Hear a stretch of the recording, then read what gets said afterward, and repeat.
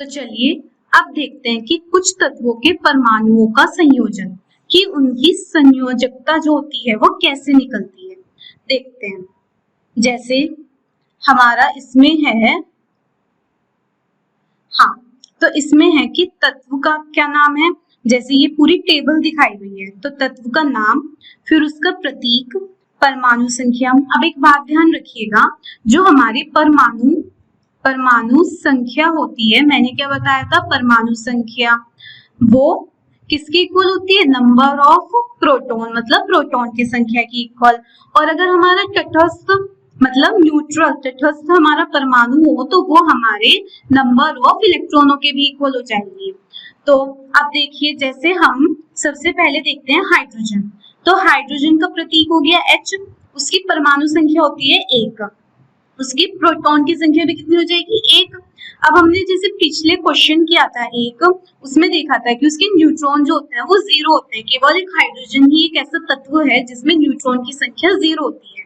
Electron की संख्या वो भी 1 हो गई। तो अब उसके इलेक्ट्रॉन का वितरण कैसे करेंगे भाई, उसके n इक्वल्स टू 1 में कितने आ जाएंगे, बस एक ही तो इलेक्ट्रॉन आ जाएगा।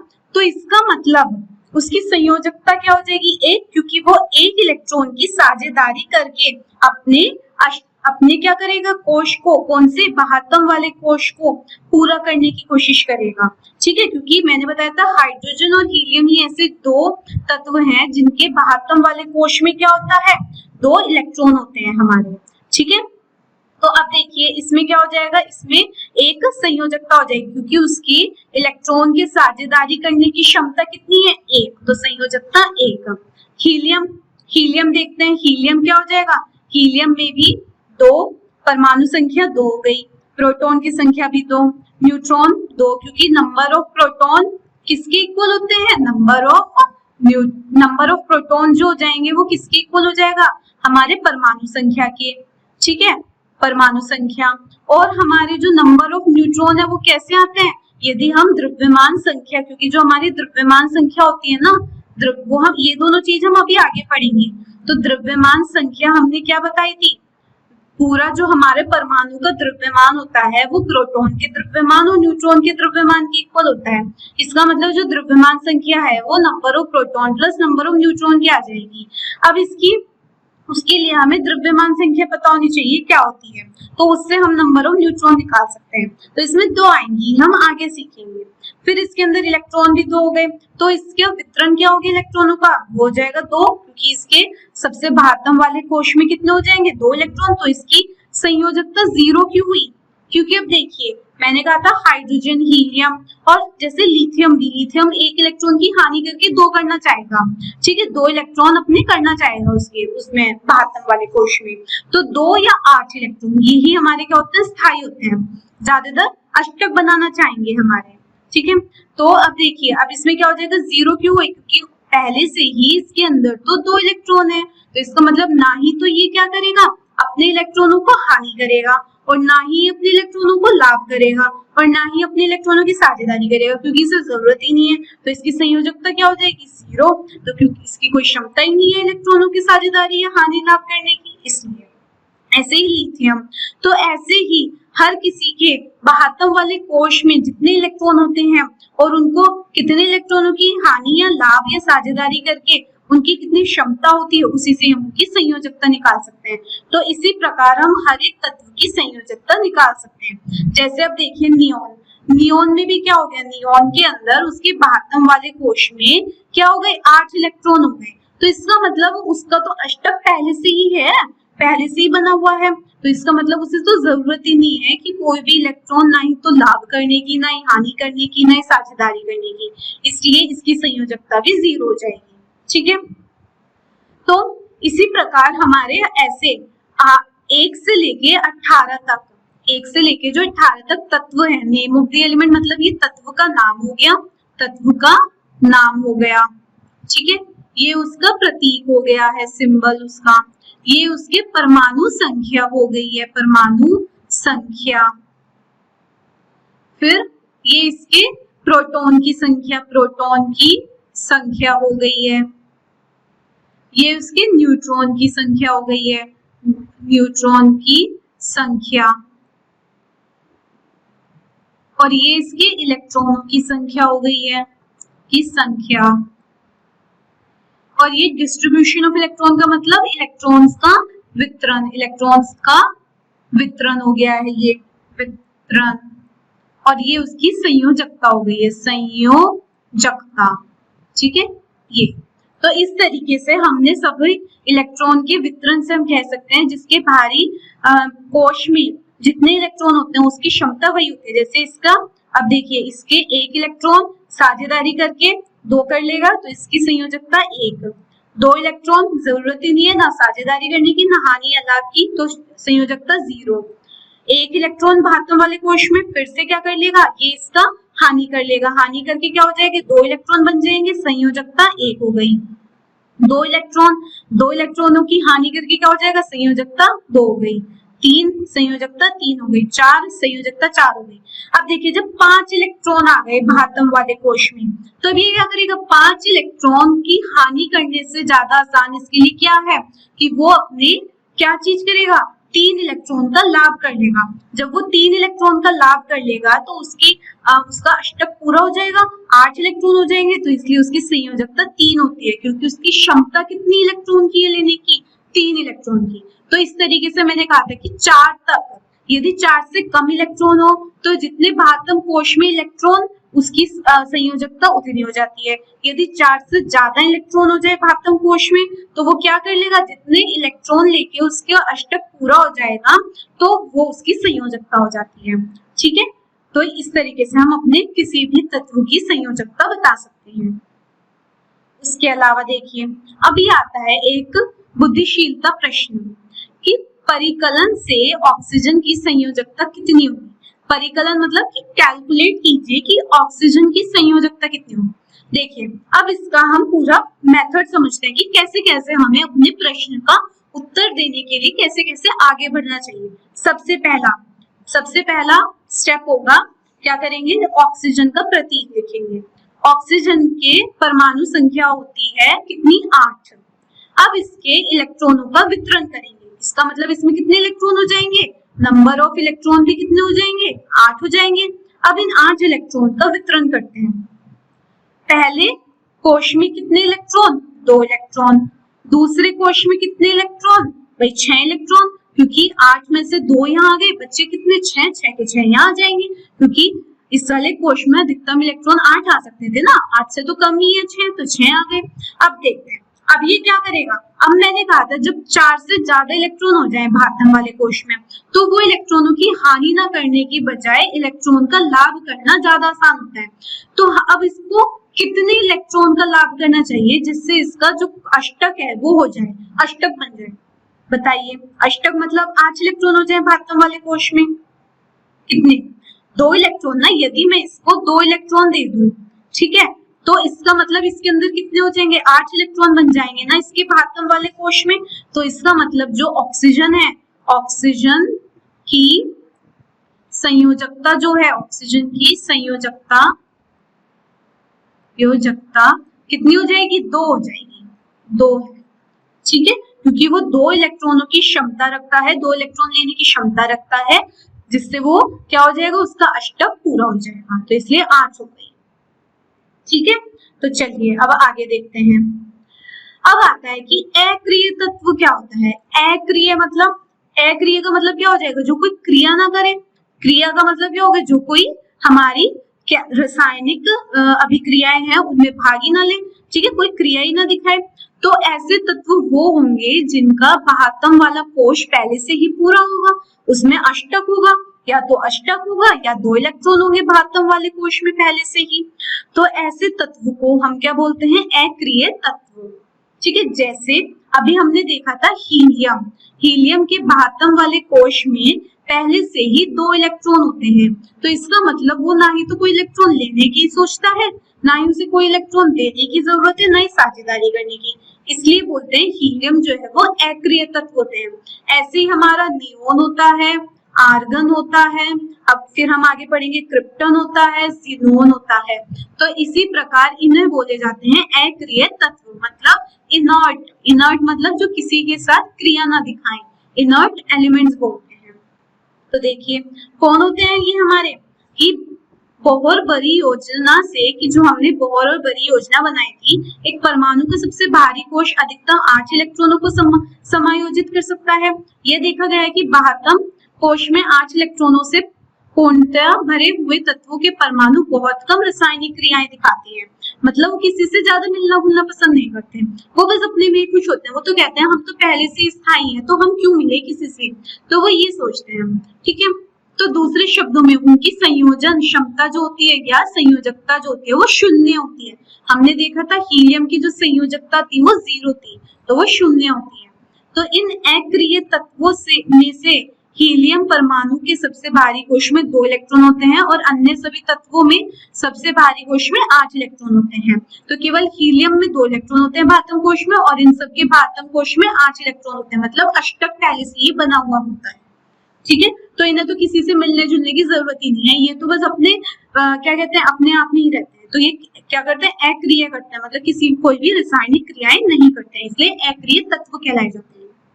ठीक है, तो अब उसके बाद अब आता है हमारा पहला प्रश्न। अब हमने इतनी सारी बातें सीख ली हैं, तो चलो उनको देख भी लेते हैं कि हमें कुछ समझ आ रहा है या नहीं आ रहा है। ठीक है, तो देखिए क्लोरीन, सल्फर और मैग्नीशियम की परमाणु संख्या से आप इनकी संयोजकता कैसे प्राप्त कर सकते हैं। तो सबसे पहले तो हमें इनकी परमाणु संख्या प्राप्त पता होनी चाहिए, फिर संयोजकता तो हम कैसे कर सकते हैं भाई, इनकी जो परमाणु संख्या होगी उनसे क्या करेंगे, इनकी इलेक्ट्रॉनों का वितरण करेंगे और इलेक्ट्रॉनों के वितरण से देख लेंगे जो इनके भातम कोश में जितने इलेक्ट्रॉन होंगे उससे उनकी हमें पता चल जाएगी कि संयोजकता क्या होती है। तो देखिए क्लोरीन का परमाणु संख्या होती है 17, तो इसके भातम कोश में कितने इलेक्ट्रॉन होंगे। देखिए अब हम ये प्रश्न अपना कैसे कर सकते हैं, जो मैंने आपको पीछे टेबल दी थी उससे भी प्रश्न हो जाएगा हमारा। तो पर अभी हम ऐसे करते हैं, मैं आपको बता देती हूँ। क्लोरीन की परमाणु संख्या होती है 17, फिर इसमें क्या आ जाएगा, अब इसके पहले कोश में कितने इलेक्ट्रॉन 2, दूसरे कोश में कितने इलेक्ट्रॉन 8 और तीसरे कोश में कितने इलेक्ट्रॉन कितने 7। तो अब ये जब 4 से ज्यादा इलेक्ट्रॉन होते हैं तो वो क्या करते हैं, इलेक्ट्रॉन लेते हैं, लाभ करते हैं। तो एक इलेक्ट्रॉन लेके क्या कर देगा, 8 इलेक्ट्रॉन बना लेगा, एक इलेक्ट्रॉन ले लेगा। ठीक है, 8 बन जाएंगे, तो इसकी संयोजकता कितनी हो जाएगी, 1, क्योंकि उसने एक इलेक्ट्रॉन की लाभ कर लेगा ना, तो उसकी इलेक्ट्रॉन की लेने की क्षमता कितनी है, 1 है ना, जिससे उसका अष्टक पूरा हो जाए, तो इसकी संयोजकता कितनी हो जाएगी, 1। अब सल्फर की देखते हैं। सल्फर का जो परमाणु संख्या होती है वो होती है 16, तो उसके पहले वाले कक्ष में कितने, 2 इलेक्ट्रॉन, दूसरे वाले कोश में कितने, 8 इलेक्ट्रॉन और तीसरे वाले कोश में इसके कितने हो जाएंगे, 8 और 2 10, तो कितने बचे 6, तो 6 इलेक्ट्रॉन। अब ये क्या करेगा, ये 2 इलेक्ट्रॉन लेकर इसको 8 बना लेगा। तो इसका मतलब सल्फर की इलेक्ट्रॉन लेने की क्षमता कितनी हो गई, 2, तो इसकी संयोजकता कितनी हो जाएगी, 2। तो इस सल्फर की संयोजकता हो गई हमारी 2। ठीक है, अब आता है मैग्नीशियम। देखते हैं मैग्नीशियम का जो परमाणु संख्या होती है वो होती है हमारी, मैग्नीशियम परमाणु संख्या कितनी होती है, 12। तो अब उसके पहले वाले कोश में 2 इलेक्ट्रॉन, दूसरे वाले कोश में 8 इलेक्ट्रॉन और थर्ड वाले कोश में 2 इलेक्ट्रॉन। तो अब ये क्या करेगा, अब ये अपने 2 इलेक्ट्रॉनों की हानि कर देगा, और 2 इलेक्ट्रॉन हानि करके क्या बनेगा, अब इसके इतने इलेक्ट्रॉन रह जाएंगे, अष्टक पूरा हो जाएगा। तो इसका मतलब इसकी संयोजकता कितनी हो जाएगी, इसकी भी संयोजकता 2 हो जाएगी। ठीक है, तो इस प्रकार से हम कोई भी तत्व का यदि हमें परमाणु संख्या पता हो तो उसकी संयोजकता हम निकाल सकते हैं। चलिए आगे चलते हैं।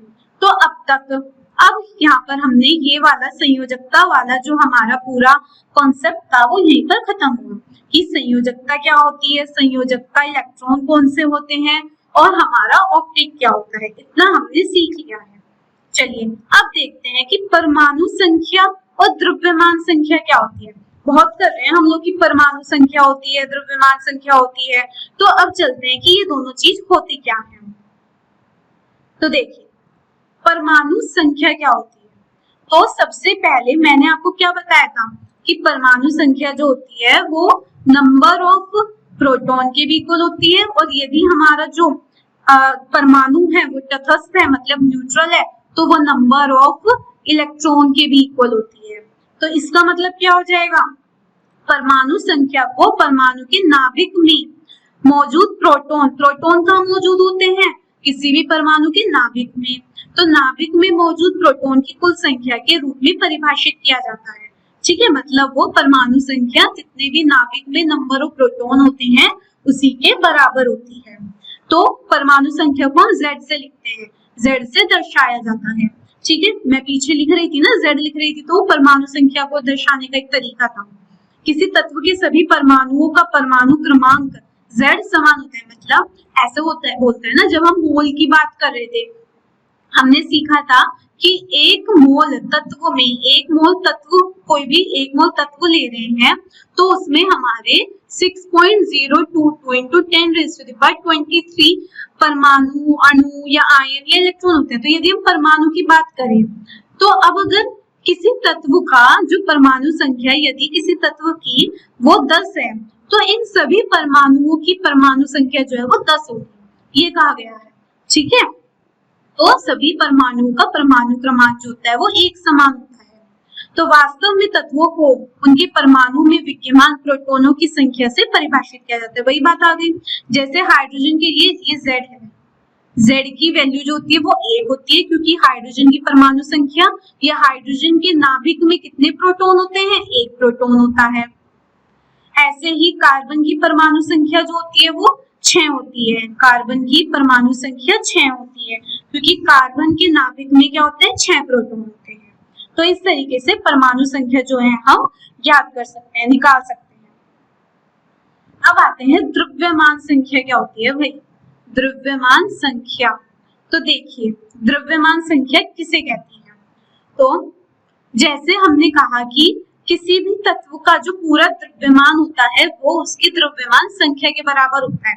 जब हम अपने मोल संकल्पना कर रहे थे तब हम लिखते थे तत्व का द्रव्यमान, ठीक है, द्रव्यमान लिखते थे। ठीक है, तो किसी भी परमाणु का द्रव्यमान या तत्व का द्रव्यमान लिखते थे तो उसमें क्या हो जाएगा, देखिए जैसे हम लिखते थे कार्बन, तो कार्बन का द्रव्यमान में लिखती थी 12U, तो वो 12U कैसे आता है, तो द्रव्यमान संख्या जो होती है वो इस 12U को ही बोलते हैं।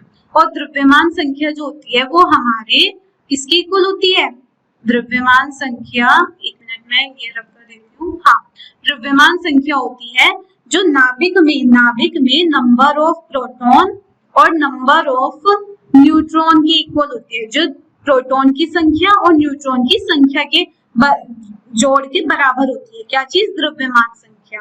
और इसको हम किससे दर्शाते हैं, इसको हम A से दर्शाते हैं, द्रव्यमान संख्या को A से दर्शाते हैं। ठीक है, तो नंबर ऑफ प्रोटॉन और number of neutron means proton और न्यूट्रॉन की संख्या के जोड़ के बराबर क्या होती है, द्रव्यमान संख्या। तो देखते हैं कि नाभिक में मौजूद प्रोटॉन और न्यूट्रॉन की कुल संख्या के योग के रूप में परिभाषित की जाती है। इसको हम क्या बोलते हैं कि परमाणु का पूरा द्रव्यमान उसके नाभिक में ही होता है। जैसे हमने किससे देखा था कि रदरफोर्ड का जब हम क्या कर रहे थे, एक्सपेरिमेंट कर रहे थे, तो हमने उसमें देखा था ना कि जो हमारा उससे क्या हमने कंक्लूजन निकाला था, हमने ये कहा था कि किसी भी परमाणु का जो पूरा का पूरा द्रव्यमान होता है वो उसके नाभिक में ही उपस्थित होता है। ठीक है, रहता है। तो ये हो गया, इसे A से दर्शाया जाता है, ये बता दिया मैंने। प्रोटॉन और न्यूट्रॉन का को न्यूक्लियॉन्स भी कहा जाता है, मतलब प्रोटॉन और न्यूट्रॉन को एक साथ से न्यूक्लियॉन्स भी बोलते हैं। तो इसका मतलब जो हमारी द्रव्यमान संख्या है वो न्यूक्लियॉन्स की संख्या के बराबर हो जाएगी। और न्यूक्लियॉन्स किसे कहा गया है, जो प्रोटॉन और न्यूट्रॉन को एक साथ, जितनी भी प्रोटॉन और न्यूट्रॉन की एक साथ संख्या होती है उनको न्यूक्लियॉन्स भी कहा जाता है। ठीक है, न्यूक्लियॉन्स ये भी कहा जाता है। उसके बाद उदाहरण के लिए जैसे कार्बन का द्रव्यमान जो है वो 12U है क्योंकि कार्बन के अंदर 6 प्रोटॉन होते हैं और 6 न्यूट्रॉन होते हैं, इसलिए 6U + 6U तो वो 12U हो जाएगा। ठीक है, इसी प्रकार एल्यूमिनियम का जो द्रव्यमान है वो 27U होता है क्योंकि अब देखिए 27U कैसे आएगा, क्योंकि एल्यूमिनियम का जो परमाणु संख्या होती है वो 13 होती है। इसका मतलब उसके अंदर क्या हो जाएंगे, 13 तो क्या हो जाएंगे, प्रोटॉन हो जाएंगे, अब बाकी बचे हुए क्या हो जाएंगे, न्यूट्रॉन हो जाएंगे। तो इस प्रकार यदि हमें परमाणु संख्या या द्रव्यमान संख्या बताओ तो हम नंबर ऑफ प्रोटॉन, न्यूट्रॉन और इलेक्ट्रॉन निकाल सकते हैं किसी भी परमाणु के अंदर। ठीक है, तो अब आता है नोटेशन ऑफ एन एटम। मतलब कि किसी भी परमाणु को, ये क्या हो जाएगा, किसी भी, इसका मतलब होता है किसी भी परमाणु को दर्शाने की, कैसे दर्शाते हैं, ठीक है, तत्व का प्रतीक। तत्व, किसी भी तत्व का प्रतीक कैसे लिखते हैं, तो क्या होता है तत्व का प्रतीक, ये हो जाएगा तत्व का प्रतीक। नीचे तो क्या लिखी जाती है, उसकी परमाणु संख्या, और ऊपर क्या लिखी जाती है, द्रव्यमान संख्या। नीचे परमाणु संख्या, ऊपर द्रव्यमान संख्या, बीच में तत्व का प्रतीक। जैसे कोई भी तत्व है, हमने कोई भी एक एक्स तत्व मान लिया, तो उसकी परमाणु संख्या जो किससे हम दिखाते हैं, जेड से, तो वो तो जेड हो जाएगी, और उसकी द्रव्यमान संख्या जो किससे हम दिखाते हैं, ए से, वो उसकी द्रव्यमान संख्या हो जाएगी, ठीक है, इस प्रकार। तो उदाहरण के लिए जैसे नाइट्रोजन को इस प्रकार लिखा जाता है, कैसे, नाइट्रोजन की परमाणु संख्या क्या होती है, 7, और उसकी द्रव्यमान संख्या क्या होती है, 14, तो क्या हो जाएगा, नाइट्रोजन को हम ऐसे लिखते हैं 7 और ऊपर 14। तो अब यदि, अब देखिए, अब हम एक रिलेशन भी निकाल सकते हैं परमाणु संख्या और द्रव्यमान संख्या और नंबर ऑफ प्रोटॉन्स और इलेक्ट्रॉन। देखिए परमाणु संख्या क्या होती है, परमाणु संख्या वो हमारी किसके इक्वल होती है, वो Z होता है, और वो मैंने बताए थे प्रोटॉन की संख्या की इक्वल होती है, संख्या, ठीक है, और या फिर अगर प्रोटॉन की संख्या लिखी है अभी, और हमने क्या बोला कि हमारी जो द्रव्यमान संख्या होती है, द्रव्यमान संख्या मतलब A, वो हमारे प्रोटॉन की संख्या प्लस न्यूट्रॉन की संख्या। तो मैं प्रोटॉन की संख्या की जगह पर Z लिख सकती हूँ कि परमाणु की संख्या, तो A क्या आ जाएगा, Z प्लस N। ये हमारी क्या आ जाएगी, एक रिलेशन आ जाएगी, किसमें, परमाणु संख्या में और द्रव्यमान संख्या में क्या संबंध होता है। तो इस तरीके से हम ये संबंध जो है वो ज्ञात कर सकते हैं, ठीक है। तो अब देखिए, अब पहला प्रश्न है, यदि किसी परमाणु में, ठीक है, इलेक्ट्रॉन की संख्या 8 है, तो इलेक्ट्रॉन तो हो गए 8, और प्रोटॉन की संख्या भी 8 है, प्रोटॉन कितने हो गए 8, तब परमाणु की परमाणु संख्या क्या है। देखिए अब मैंने क्या कहा था कि परमाणु की परमाणु संख्या किसकी इक्वल होती है, वो उसके जो Z होता है वो प्रोटॉन की संख्या के इक्वल होती है। तो इसका मतलब प्रोटॉन की संख्या कितनी दी हुई है, 8, तो उसकी परमाणु संख्या कितनी हो जाएगी, 8, ठीक है। अब पूछा है परमाणु का क्या आवेश होगा। अब देखिए जो इलेक्ट्रॉनों की संख्या और प्रोटॉन की संख्या एक जितनी है ना, 8 और 8, तो इसका मतलब उनके ऊपर जो आवेश होगा वो भी कितना होगा, इसके ऊपर -8 और इसके ऊपर +8, तो इसका मतलब नेट आवेश कितना हो जाएगा, पूरा नेट आवेश जो होगा वो 0 हो जाएगा। तो इसका मतलब परमाणु का आवेश क्या आवेश होगा, परमाणु जो होगा वो उदासीन होगा, ठीक है, परमाणु हमारा उदासीन होगा, कोई आवेश नहीं होगा, ठीक है। अब उसके बाद आता है दूसरा प्रश्न कि सारणी की सहायता से ऑक्सीजन और सल्फर परमाणु को द्रव्यमान है, ये द्रव्यमान संख्या जो है वो ज्ञात कीजिए। सारणी मतलब जो मैंने अभी पीछे टेबल आपको दिखाई थी उसकी सहायता से, तो उसकी सहायता से हम देख पाएंगे कि जो ऑक्सीजन की क्या होती है, ऑक्सीजन के जो परमाणु संख्या होती है वो होती है 8, और उसके अंदर जो हमारे नंबर और उसके अंदर जो नंबर ऑफ न्यूट्रॉन्स होते हैं ना, वो भी कितने होते हैं, 8 होते हैं। तो इस तरीके से क्या हो जाएगा, उसकी हमारी द्रव्यमान संख्या क्या आ जाएगी, प्रोटॉन तो किसके इक्वल हो जाएंगे, नंबर ऑफ परमाणु संख्या के इक्वल 8 ही हो जाएंगे। तो क्या हो जाएंगे, प्रोटॉन प्लस न्यूट्रॉन क्या हो जाएगा, 8 + 8 कितना हो जाएगा, 16U। तो हमारे ऑक्सीजन की द्रव्यमान संख्या 16U हो जाएगी। ऐसे अगर हम सल्फर की बात करें, सल्फर का जो हमारा वो होता है परमाणु संख्या 16 होती है, तो इसके नंबर ऑफ प्रोटॉन्स भी 16 हो जाएंगे, और उसकी जो हमारे नंबर ऑफ न्यूट्रॉन्स होते हैं वो भी 16 होते हैं। तो इस प्रकार उसकी द्रव्यमान संख्या कितनी हो जाएगी, प्रोटॉन प्लस न्यूट्रॉन 16 + 16 कितने हो जाएंगे, 32U जो होता है वो इसकी द्रव्यमान संख्या हो जाएगी, ठीक है।